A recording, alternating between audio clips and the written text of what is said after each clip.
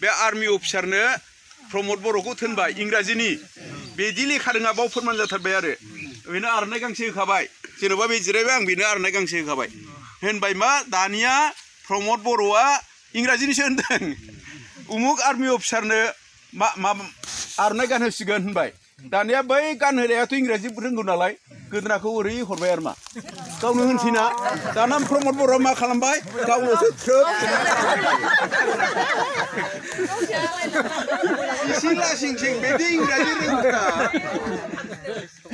इंराजि रोंथ्रा बाव फोरमान जाबाय आरो मा आं दहाय होननाया नंगौना नङा फोरमान जादोंना जाजोबाखै दा बिदिनो बियो थगायो लासिंसिं जोंखौ बे बिटिसिनि CMआनो जुदि रोङाबा जोंबो रोंजोबला गैला जोंहा जेबो लासिंसिं जाथारबाय बेसे गाज्रि परिचय लाथावैथार जे हाग्रामा सारखौ माने इसिबां बयबो गिजोबो डिसिफ्रा खाथियाव थांनो थोर बावो दानिया बे प्रमद बर'आ उल्थासो जाहैबाय दानिया बैदि जोंखौ मेगन साबाय सोर मेगन सादों बै नुजोब्बायना सासे मेगन साग्रा दङ बे सुकुनि मामाया सिगांनिफ्रायनो नोजोर होबाय थादों बा बिसोरो बे हाग्रामा सालायनायाव 15 बोसोरावनो एथ' दावखोबाय सारा भारतनि काउन्सिलनि बिथोराव 1 नाम्बाराव थाबाय बियो 15 बोसोरनि बिथोरावनो 1 नाम्बार थामसा नङा कार्बि आंलंआ 1952आवनो जानाय डिस्ट्रिक्ट काउन्सिला बिसिनाव दाबो लामाया जों जेला सभाराम सारनि फिसाजोखौ हाबा होयो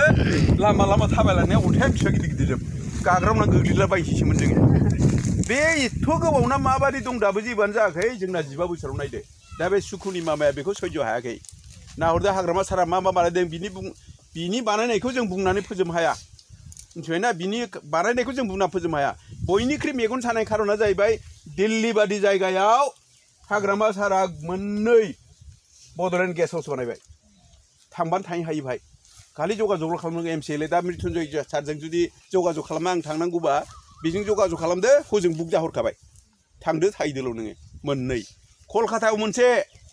बावबो 12 थाला कलकातानाबो सिलिगुरियावबो दं गुवाहाटीयाव मोननै दं चेन्नाइयावबो लाखाबाय